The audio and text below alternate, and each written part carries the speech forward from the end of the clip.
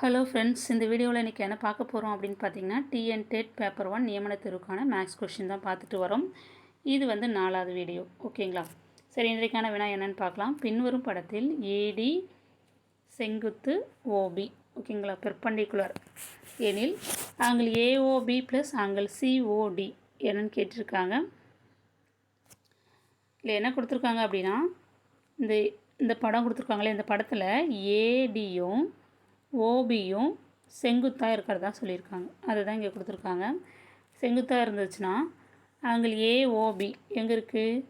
AOB இந்த angle plus angle COD, C எங்கே இருக்குது? இதோ இருக்குது. சிஓடி இந்த ஆங்கிள். இது ரெண்டுத்தையும் ஆட் பண்ணோன்னா என்ன கிடைக்கும் அப்படின்னு கேட்டிருக்காங்க. ஓகேங்களா? டிகிரியில் தான் கண்டுபிடிக்கணும். இது என்ன கோணம்னு உங்களுக்கு தெரிஞ்சிருக்கணும் முன்னாடி. ஓகேங்களா?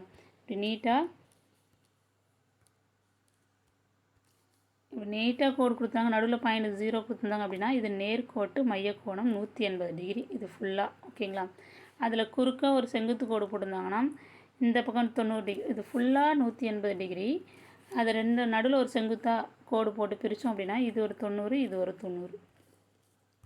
ஓகேங்களா? இது எல்லாருக்கும் தெரிஞ்சது தான். இது 180. மேல் பக்கமாக இருந்தாலும் கீழ் பக்கம் இருந்தாலும் 180. அதை பாதியாக பிரித்தோம் அப்படின்னா இது 90, இது 90. ஓகேங்களா? அதுலேயும் பாதியாக பிடிச்சோன்னா 45, 45, இந்த பக்கமும் 45, 45 கூட்டிக்கலாம். ஓகேங்களா? இது மட்டும் நீங்கள் உங்களுக்கு தெரிஞ்சால் போதும்.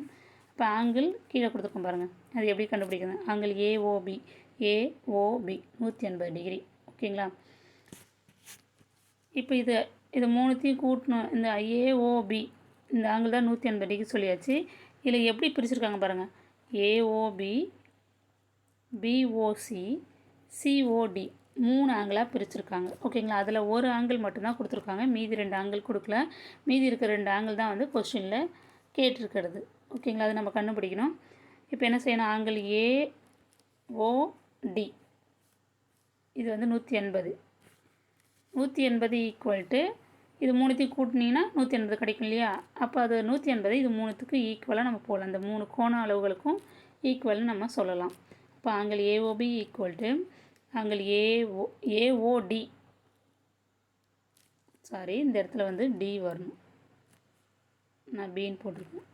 AOD equal to angle AOB இந்த கோணம், அடுத்து ஆங்கிள் பிஓசி இந்த கோணம், ஆங்கிள் சிஓடி இந்த கோணம். ஓகேங்களா? இந்த 3 கோணங்களையும் கூடுதல் தான் இந்த ஏஓபி, அதாவது 180 டிகிரி. அது உங்களுக்கு தெரியும். அது ஸ்ட்ரெயிட்டாக நீங்கள் அந்த இடத்துல அப்ளை பண்ணிக்கலாம். அடுத்தது ஏஓபி உங்களுக்கு தெரியாது, சிஓடி உங்களுக்கு தெரியாது, பிஓசி தெரியும். இந்த கொடுத்துருக்காங்க இல்லையா? பிஓசி இது வந்து 60 டிகிரி. அந்த இடத்துல நீங்கள் 60 டிகிரி நீங்கள் போடலாம். இந்த இடத்துல போட்டாச்சு. நம்மளுக்கு இதுதான் வந்து கொஸ்டினில் கேட்டிருக்கிறது. ஆங்கிள் ஏஓபியும் ஆங்கிள் சிஓடியும். அப்போ இது அந்த பக்கம் கொண்டுட்டு போயிடுங்க. -60, 180லேருந்து 60 மைனஸ் பண்ணோம் அப்படின்னா 120 டிகிரி. இப்போ angle AOB plus angle COD equal to 120 degree. அதுதான் கொஸ்டினில் கேட்டிருக்காங்க பாருங்கள். Angle AOB plus angle COD answer வந்து 120 டிகிரி. இதுதான் வந்து கரெக்டான ஆன்சர். ஸ்ட்ரெயிட்டாகவே நம்ம சொல்லிடலாம். அது ஃபுல்லாக 180, அதில் ஒரு டிகிரி கொடுத்துட்டாங்க 60 டிகிரி. அப்போ 180லேருந்து 60 மைனஸ் பண்ணோம் அப்படின்னா 120 டிகிரி. ஆன்சர் ஏ தான் கரெக்டான ஆன்சர். ஸ்ட்ரெயிட்டாக இந்த மாதிரி போட்டு தான் பார்த்து சொல்லணும் இல்லை, ஸ்ட்ரெயிட்டாகவே உங்களுக்கு பார்த்தாலே ஆன்சர் தெரியும். அடுத்தது இது பாருங்கள். இது அடுக்குக்குறி வடிவம். 3 power x divided by 3 power -3 equal to 243 எனில் எக்ஸோட வேல்யூ கேட்டிருக்காங்க. இந்த எக்ஸ் இருக்கு இல்லையா, இதனுடைய வேல்யூ என்னன்னு கேட்டிருக்காங்க. இது எப்படி போகலான்னு பார்க்கலாம். ஈஸியான சம் தான் இது எல்லாமே. நான் சம எழுதிட்டேன் கீழே. 3 power x divided by 3 power -3 equal to 243.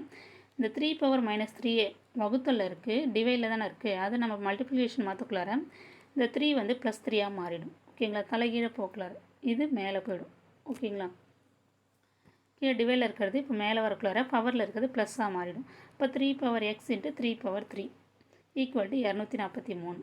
இப்போ கீழே அடிமானம் சேமாக இருக்குது, 3 3ன்னு இருக்குது. அப்போ என்ன செய்யணும் அப்படின்னா அடுக்கை கூட்டிக்கணும், எக்ஸ் ப்ளஸ் 3ன்னு கூட்டிக்கணும். அப்போ 3 power X plus 3 equal to 243. இது 3ன் பவரில் இருக்குது, அதனால் இதையும் 3 பவரில் நம்ம மாற்றணும். அதுக்கு என்ன செய்யணும்னா டானா வகுத்து போட்டு அதனுடைய டிவைசர்லாம் நம்ம டிவைட் பண்ணிகிட்டே வரலாம். டிவைசர் கண்டுபிடிச்சி. ஓகேங்களா? 243 3ஆல் வகுத்தோம் அப்படின்னா 81. திருப்பி 81 3ஆல் வகுத்தோன்னா 27. 27 3ஆல் வகுத்தோன்னா 9. 9 3ஆல் வகுத்தோன்னா 3. 3 3ஆல் வகுத்தோன்னா 1. அப்போ இங்கே இருக்கு இல்லையா, எத்தனை 3 இருக்குது? 5 3 இருக்குது. 5 3 நம்ம பெருக்கணும் அப்படின்னா 243 கிடைக்கும். அப்போ அதை நம்ம இப்போ இங்கே எப்படி எழுதலாம்? 3 பவரில் நீங்கள் எழுதலாம். 3 பவர் 5ன்னு எழுதலாம். அது இதுக்கு என்ன அர்த்தம் அப்படின்னா 3 5 தடவை போட்டு பெருக்கணும்னு அர்த்தம். இப்போ 3 பவர் 5ன்னு நீங்கள் எழுதலாம். ஏன்னா இந்த பக்கம் பேஸ் வந்து 3ஆக இருக்கிறனால இங்கேயும் 3ஆக மாற்றினா தான் நம்ம மேலே பவரில் இருக்கிறத ஈக்குவல் பண்ண முடியும். அதுக்காக இதை செய்கிறோம். அடுத்து மேலே என்ன இருக்குது? இது ரெண்டும் சேமாக இருக்கனால பவரை ஈக்குவல் பண்ணிக்கோங்க. எக்ஸ் + 3 = 5. இப்போ எக்ஸோட வேல்யூ தான் நம்மளுக்கு கேட்டிருக்காங்க. இந்த 3 அந்த பக்கம் கொண்டு போயிடுங்க. -3. எக்ஸ் = 5 - 3. 5லேருந்து 3 மைனஸ் பண்ணோம்னா 2. அப்போ எக்ஸோட வேல்யூ 2. ஆன்சர் வந்து ஆப்ஷன் பி. ஓகேங்களா? அடுத்த கொஸ்டின். இந்த கொஸ்டினும் ஈஸியான சம் தான். ஏபிசி மற்றும் டி நண்பர்களாக உள்ளனர். 4 பேர் நண்பர்களாக இருக்கிறாங்க. அவர்கள் 2 கயிறுடன் விளையாடி கொண்டிருக்கின்றனர். 2 கயிறோட விளையாடுறாங்க. ஏ மற்றும் சி ஒரு கயிறு எடுத்துக்கொண்டனர். ஏவும் சியும் ஒரு கயிறு எடுத்துக்கிறாங்களாம். பி மற்றும் டி ஒரு கயிறு எடுத்துக்கொண்டனர். டியும் ஒரு கயிறு எடுத்துக்கிறாங்க. ஏ மற்றும் சி, பி மற்றும் டி ஒன்றுக்கொன்று குறுக்காக அமைந்துள்ளது. 2 பேரும் ஒரு கயிறு எடுத்துக்கிறாங்க. 2 பேருக்கு ஒரு கயிறும் இன்னொரு 2 பேருக்கும் ஒரு கயிறு எடுத்துக்குள்ளார 2 பேரும் எப்படி இருக்காங்களாம்? குறுக்காக இருக்கிறாங்களாம். அப்போ ஒன்றை வெட்டி கொள்கிற மாதிரி. ஓகேங்களா? 2 பேரும் குறுக்கு நெடுக்குமா இருக்கிறாங்க. எனில் ஏபி வந்து குறுங்கோணம் அப்படின்னு சொல்லிட்டாங்க. குறுங்கோணம் ஆகும்போது பிசி கோணத்தை காணுங்க. பிசியோட கோணம் எப்படி இருக்குன்னு கேட்குறாங்க. இந்த படத்து மூலியமாக நான் சொல்கிறேன். ஏபிசிடி 4 பேர். ஓகேங்களா? அப்போ ஏவும் சியும் ஒரு கயிறு எடுத்துக்கிறாங்க. பியும் டியும் ஒரு கயிறு எடுத்துக்கிறாங்க. ஓகேங்களா? அப்போது ஏவும் சியும் பியும் டியும் எப்படி இருக்காங்க அப்படின்னா குறுக்காக இருக்காங்கன்னு சொல்கிறாங்க. குறுக்காகனா ஒன்றுக்கொன்று குறுக்கு நெடுக்குமா இப்படி எந்த பக்கம் வேணாலும் நீங்கள் இப்படி குறுக்கு நெடுக்குமா எப்படி வேணாலும் நீங்கள் கோடு போட்டுக்கலாம். ஓகேங்களா? அடுத்து இன்னொன்று என்ன சொல்லியிருக்காங்க ஸ்டேட்மெண்ட்டில் அப்படின்னா ஏபி குறுங்கோணம் சொல்லியிருக்காங்க. குறுங்கோணம் அப்படின்னாலே 90 டிகிரிக்கு குறைவாக இருக்கிறது. இப்படி போட்டால் நேர்கோணம் 90 டிகிரி. இதுக்கு கீழே இப்படி போட்டோம் அப்படின்னா 90 டிகிரி குறைவாக இருந்துச்சு. குறைவாக போட்டோம் அப்படின்னா இது குறுங்கோணம். 90 டிகிரிக்கு குறைவாக இருக்கும். ஏதாவது 45 இருக்கலாம், 89 88 87 80 85 70 75 இது எல்லாமே வந்து குறுங்கோணம். ஓகேங்களா? இப்போ இது மாதிரி தான் அவங்க குறுக்காக இருக்கிறாங்கன்னு சொல்லியிருக்காங்க. அப்போ ஏசிக்கு குறுக்காக பிடியை நீங்கள் குறுங்கோணம் மாதிரி இப்படி போடலாம், இல்லை இப்படியும் போடலாம். இந்த கோட்டை விட்டுருங்க, இந்த பாருங்கள், இப்படியும் போடலாம். இதுவும் குறுங்கோணம் தான். இதான் நான் 90 டிகிரின்னு சொல்லியிருக்கேன். அப்போ இது வந்து குறுங்கோணம். இப்படி நீங்கள் படம் போடலாம், இப்படியும் போடலாம், எப்படி வேணாலும் போடலாம். ஆனால் குறுங்கோணமாக நீங்கள் போடணும். போட்டிங்கன்னா அடுத்து என்ன கேட்டிருக்காங்க? பிசி கோணத்தை காண்க. ஏபி குறுங்கோணம்னு சொல்லியாச்சு. பிசின்றது எது? இதுதான். இது என்ன கோணம்னு கேட்டிருக்காங்க. நம்மளுக்கு இப்படி நேராக ஒரு கோடு போட்டோம் அப்படின்னா இது நேர்கோட்டு மைய கோணம் என்ன எத்தனை டிகிரி? 180 டிகிரி. மேலே அதே சம் பார்த்துருக்கோம். அதில் இது குறுங்கோணமாக இருக்குது. இது இந்த கோணம் பாருங்கள் எப்படி இருக்குன்னு. இப்படி இருக்குது. இது என்ன கோணம்? இது வந்து நேர்கோணம் 90 டிகிரி. இதை தாண்டி போச்சு அப்படின்னா அது விரிகோணம். 90 டிகிரி மேலே இருந்துச்சுன்னா அது விரிகோணம். அப்போ ஆன்சர் வந்து விரிகோணம். Option C. இந்த படத்தை பார்த்தாலே உங்களுக்கு தெரியும். இந்த படத்துல நீங்கள் பாருங்கள், இது குறுங்கோணமாக இருக்குது. அப்போ இந்த படம் பாருங்கள் எப்படி இருக்குன்னு. இப்படி இருக்குது படம். இப்படி இருந்துச்சுன்னா 90, இப்படி இருந்துச்சுன்னா 90க்கு கம்மியாக இருக்கிறது.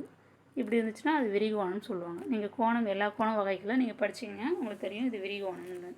ஓகேங்களா? அப்போ ஆன்சர் என்னென்னா ஆப்ஷன் சி தான் கரெக்டான ஆன்சர். ஓகேங்களா? இந்த 3 சம்மில் ஏதாவது டவுட் இருந்ததுன்னா கமெண்ட்ஸில் தெரிவிங்க. இந்த வீடியோ உங்களுக்கு பயனுள்ளதாக இருக்கணும்னு நம்புகிறேன். Thank you friends.